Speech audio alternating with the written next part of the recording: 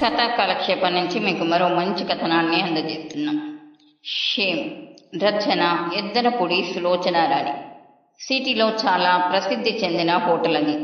6 అంతస్తులతో వాటి నిండా కలకలలాడుతూ వెలుగుతున్న లైట్లతో ఉన్న ఆ భవనం చూస్తుంటే దీపతోరణాలు ఉన్న ఎత్తైన అంబారిని మోస్తున్న మదపు టేనుగు గుర్తుకు వస్తుంది.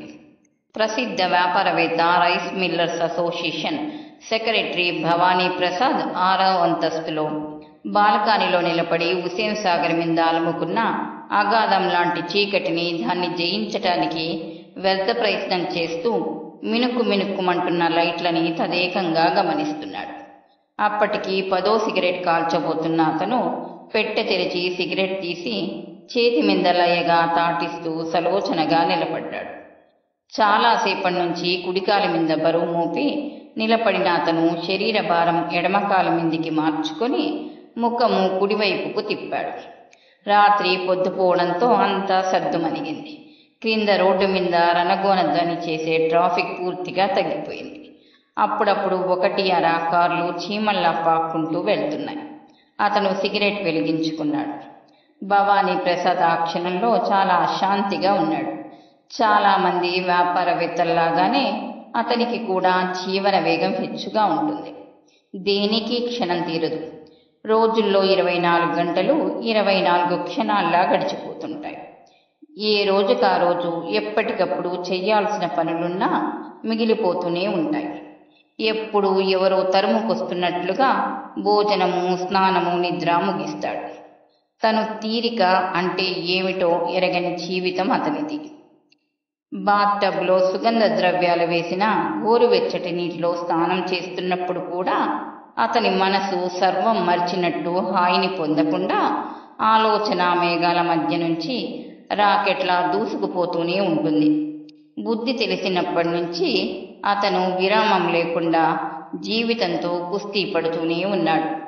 ఎప్పుడూ ఎవరినో ఒకరిని తన మార్గానికి అడ్డు రాకుండా ఉంచటము, తన పైన ఉన్నవాడిని లాగి ఆ సింహాసనం మీద తను అధిష్ఠించటం ఎలా అని ప్రయత్నించటము చేస్తూనే ఉంటాడతను. ఎప్పుడూ ఏదో చిరాకు, ఏదో సమస్య, ఏవో అర్జెంటు పని అతన్ని ముట్టడించడానికి ఎదురు చూస్తూనే ఉంటాయి. అతనికి కష్టపడి సంపాదించిన డబ్బు ఉంది. సామర్థ్యంతో చేజిక్కించుకున్న హోదా, అధికారం ఉన్నాయి. కానీ అవి అనుభవించే తీరుబడి మాత్రం లేదు. ఎల్లవేళలా తను సంపాదించుకున్న డబ్బుని, హోదాను అప్రమత్తతతో కాపలా కాస్తున్న మనిషిలా అతి జాగ్రత్తగా ఉండే ఆలోచనలతో మునిగి తేలటమే సరిపోయింది అతనికి. ఒక్కోసారి మానసికంగా ఈ యుద్ధంలో అతను విపరీతంగా అలసిపోతాడు. మనసు అలసిపోతుంది. బుర్ర చెవిటి గుర్రంలా ఎందుకు పనికి రానట్లు అవుతుంది.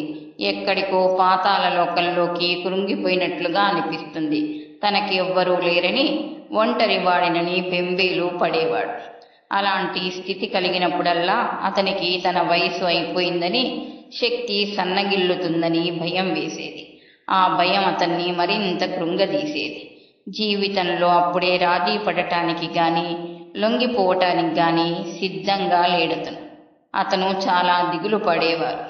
ఆ దిగులు అతన్ని తరచుగా సుస్థి పడేలా చెయ్యసాగింది. డాక్టర్లు అతన్ని పరీక్ష చేసి ఏమీ లేదని విశ్రాంతి తీసుకోమని సలహా ఇచ్చారు. అతను విశ్రాంతి తీసుకున్న కొద్దీ ఆ సుస్థి మరింత ఎక్కువయ్యేది. ఒకసారి అతన్ని చూడటానికి వచ్చిన స్నేహితుడు, భాగస్వామి అయిన రంగారావు అతని స్థితి అంతా విని నవ్వుతూ, నీ జబ్బేమిటో ఆ డాక్టర్లకి తెలియదు, నాలాంటి స్నేహితులకే తెలుస్తుంది అన్నాడు. ఏమిటంటావు? నీకు పెద్దవాడిని అయిపోతున్నానన్న భయం పట్టుకుంది. అది నీ వ్యాధి. వ్యాధి అను, భయము అను, కర్మ అను, ఇది నిజమేగా. నాన్సెన్స్. భగవంతుడు ఒకసారి యవ్వనం ఇస్తాడు. మనిషి రెండోసారి పునర్యవ్వనం తెచ్చుకోవాలి.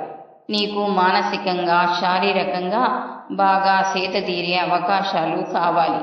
నీ వైఫ్ కెరియర్ లేడీ అవటంతో ఆవిడికి మొదట బాధ్యత ఆ ఉద్యోగమే తప్ప నువ్వు కావు. నిన్ను అర్థం చేసుకునే శ్రద్ధ, తీరుపడి ఆవిడకు లేవని నాకు తెలుసు. నేను ఒక మంత్రం ఉపదేశిస్తాను, పఠించి చూడు. ఫలితం నీకే తెలుస్తుంది. నేను సానుభవం మీద చెప్తున్నాను. ఏమిటది? అతను చెప్పాడు. భవానీ ప్రసాద్ ముఖము వెలవెలపోయింది. అతని కళ్ళు భయంగా గుమ్మం వైపు చప్పున చూశాయి. సుజీ విన్నదంటే నీ కాళ్ళు విరగ్గొడుతుంది అన్నాడు. ఆవిడికెవరు చెబుతారట? చెప్పకపోయినా తెలుస్తుంది. సుజీ రాక్షసి. ఇంకో ఆడదాన్ని వాసన నాకు తగిలిందంటే ఇట్టే పసిగట్టేస్తుంది. కాస్త మగాడిలా మాట్లాడు. ఆ మాత్రం రహస్యం నీ జీవితంలో నీకుండకపోతే నువ్వు బొత్తిగా చేతకాని వాడవన్నమాట. ఆఫ్టర్ ఆల్ భార్యలంటే ఎవరు? పెళ్లి పేరుతో మనల్ని దోచుకునేవాళ్లేగా. మనల్ని సేద తీర్చాలనే జ్ఞానం వాళ్ళకి లేనప్పుడు వాళ్ల పట్ల పవిత్రంగా ఉండాల్సిన కర్తవ్యం మనకెందుకుండాలి? రంగారావు తర్కం భవానీ ప్రసాద్కి నచ్చింది. రావు వెళ్ళిపోయిన తర్వాత అతని మనసులో ఆలోచనలు ఈ విషయం మీద రహస్య స్థావరం స్థాపిస్తున్న సైనికుల్లా రాత్రింబవళ్ళు పనిచెయ్యసాగినాయి.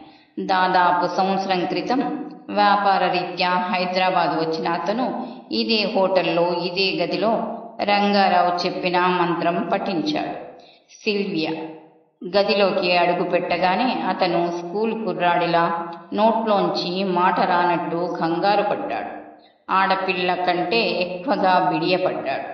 కానీ అనుభవం గల సిల్వియా అతన్ని మచ్చిక చేసింది. అతని కంగారును బిడియాన్ని నేర్పుగా వదలకొట్టి తను మచ్చిక అయింది.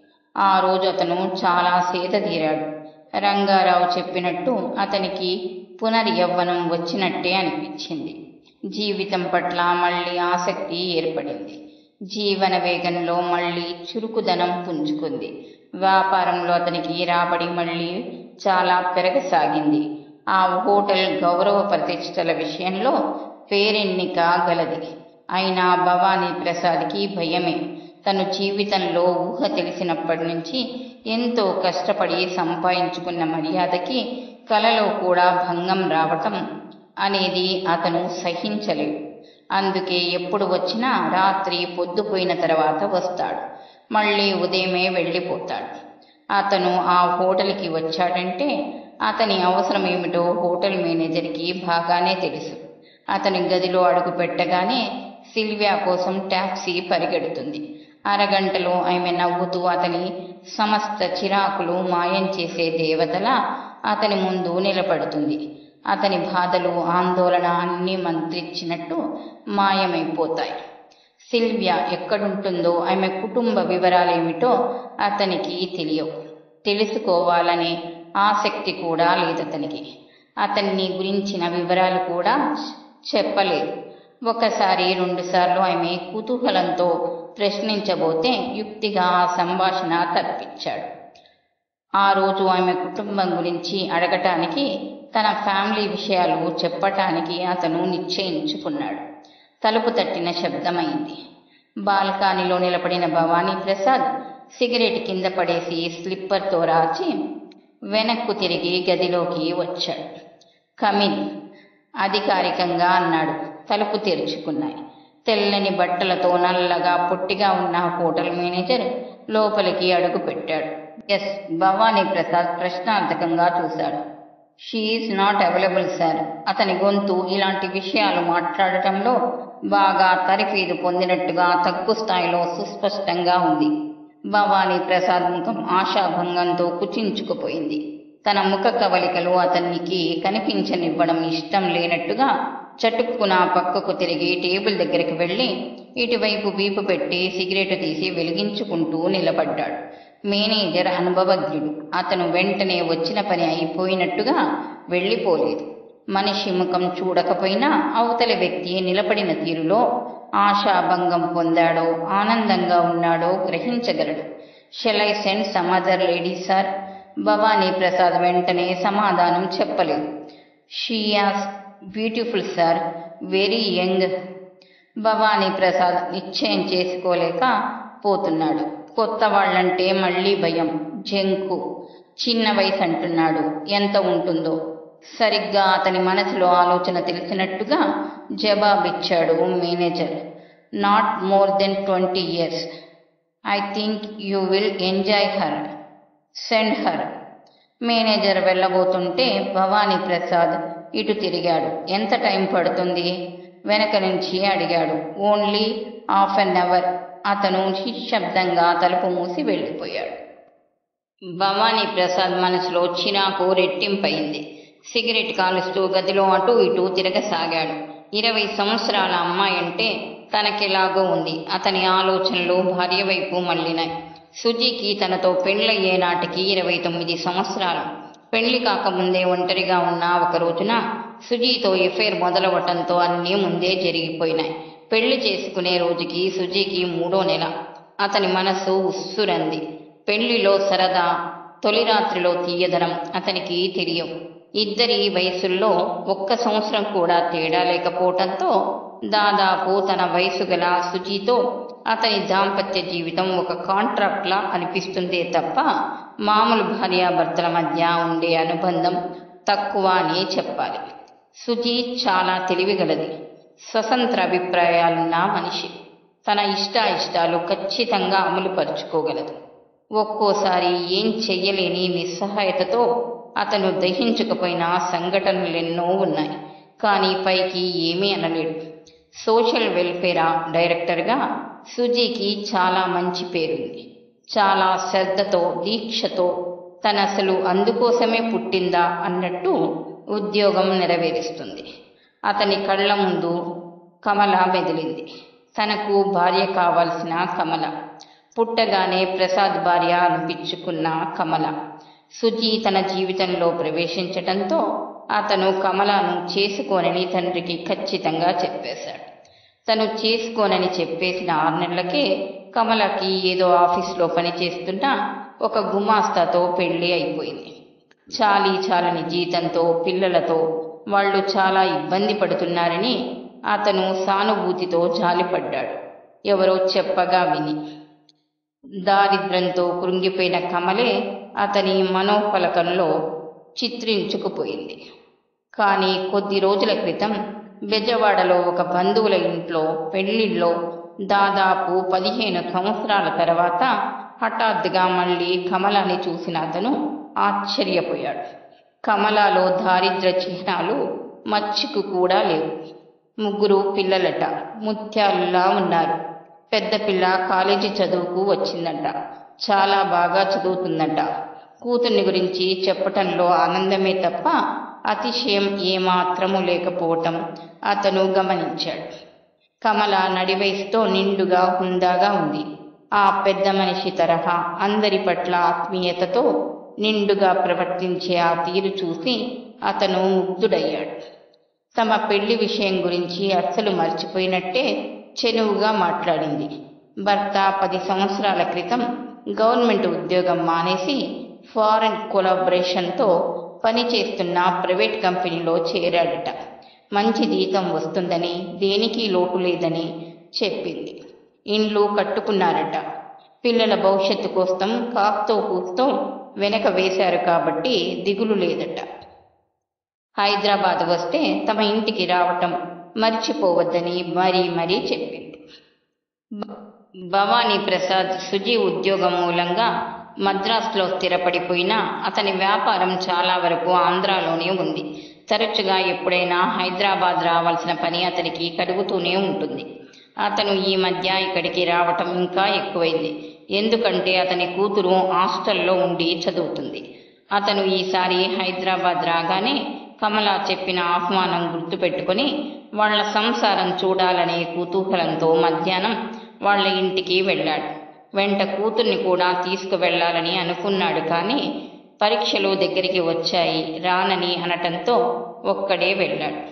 లోన్ తీసుకొని కట్టుకున్నారట ఇల్లు. చిన్నదైనా చాలా పొందికగా అందంగా ఉంది. సక్రమంగా క్రమశిక్షణతో పెరిగిన పిల్లలు, కమలాని ప్రాణంగా చూసుకునే భర్త. అతనికి చాలా ఈర్ష్య కలిగింది.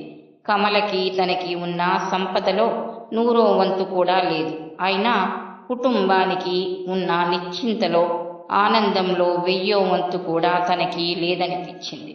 అతను వెళ్ళిన సమయానికి భర్త కూడా ఇంట్లోనే ఉన్నాడు. అతను కూడా అమరికలు లేకుండా ఆత్మీయంగా మాట్లాడటంతో అరగంట ఉండి వచ్చేద్దామనుకున్న అతను ఆ పూటంతా అక్కడే ఉండిపోయాడు. కమల భోజనం చేస్తే గాని వెళ్ళటానికి వీల్లేదని బలవంతం చేసింది. చిన్న వంటింట్లో వరసగా పీటలు వేసుకుని కూర్చొని భోజనం చేశారు. తమ అతిథి కాబట్టి పంక్తిలో మొదటి స్థానం ఇచ్చాడు. కమల కొసిరి కొసిరి వడ్డిస్తూ బలవంతంగా తినిపిస్తుంటే తల్లిపోయిన ఇన్నేళ్ల తర్వాత మళ్ళీ సంతృప్తిగా భోజనం చేసినట్టు అనిపించింది అతనికి. అందరూ తన ఇంటికి రాత్రిపూట డిన్నర్కి తప్ప సాధారణంగా పగులు ఎవ్వరూ భోజనానికి రారు. ఒకవేళ ఏ స్నేహితులైనా వచ్చినా సుజీ ఉండదు. సుజీ ఉన్న ఆవిడ ప్రాధాన్యత వేరు. ఆవిడ ఇలాంటి పనులు చెయ్యదు.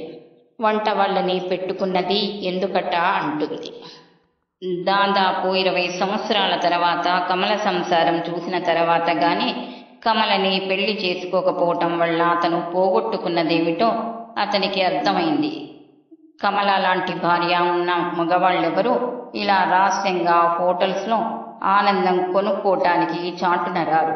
మొన్న వ్యాపార రీత్యా అతను 50,000 నష్టపోయిన చికాకు కంటే ఈరోజు కమలను చూసిన తర్వాత గుండెల నిండుగా పేరుకున్న అసంతృప్తి అతన్ని మరీ వేధిస్తుంది. అతన్ని సేద తీర్చగలిగిన సిల్వియా దొరక్కపోవటం అతనికి ఇంకా నరకంగా ఉంది. ఆలోచనల మధ్య చిక్కడిపోయినట్టుగా సోఫాలో వెనక్కు వాలి కూర్చున్న అతను ఇంతలో ఫోన్ గనగనలాడటంతో ఉలిక్కిపడ్డట్టుగా ఈ లోకంలోకి వచ్చాడు. వెళ్ళి రిసీవర్ తీశాడు. ఎస్ అధికారికంగా ప్రశ్నించాడు. ఆ అమ్మాయి వచ్చింది సార్, పైకి పంపించాను, వస్తుంది. Thank you. అతను అప్రయత్నంగా ఆ మాట పైకి అనేశాడు. సరే. Yes you must pay 200 for her. All right. Phone పెట్టేశాడు. ఒక్కసారిగా అతను ఆలోచనలు మాయమైనాయి. అతన్ని ఆవరించుకున్న విసుగు చిరాకు మంత్రిచ్చినట్టు పోయినాయి. అతని కళ్ళు ఆత్రంగా గదినంతటినీ పరిశీలించినాయి. ఎంతో అధునాతనంగా అందంగా ఉంది. అతను లేచి పెద్ద లైటు తీసి కాంతి తక్కువగా ఉన్న లైటు వేశాడు. 20 సంవత్సరాల అమ్మాయి. My God. అతను ఆత్రంగా వెళ్ళి అద్దంలో ముఖం చూసుకున్నాడు. చెంపలు నెరిసినాయి. బట్టతల కనిపించకుండా జాగ్రత్తగా దువ్వుకోవటం అతను ఎప్పుడో అలవాటు చేసుకున్నాడు. అతని దృష్టి సిల్క్ షర్టు కింద ఉబ్బుగా కనిపిస్తున్న పొట్ట మీద నిలిచింది. వేళ్లతో కొట్టుకుంటూ తాగుడు తగ్గించాలి అనుకున్నాడు. 20 సంవత్సరాల అమ్మాయి. ఇంత వయసు వచ్చిన తర్వాత ఎంత కొత్త అనుభవం. బ్యూటిఫుల్గా ఉంటుందని చెప్పాడు. బహుశా చాలా ఆరోగ్యంగా కూడా ఉండి ఉంటుంది. భవానీ ప్రసాద్ షర్టు గుండీలు విప్పేశాడు. అందులోంచి తొంగి చూస్తున్న ఛాతిని ఒక్క క్షణం రెప్పవాల్చకుండా చూసుకున్నాడు. సిల్వియాకి ఈ ఛాతి అంటే ఎంతో ఇష్టమని చెప్తూ ఉంటుంది. అతను పౌడర్ తీసి అరచేతిలో వేసుకొని ఛాతి మీద మెడ దగ్గర అద్దుకున్నాడు.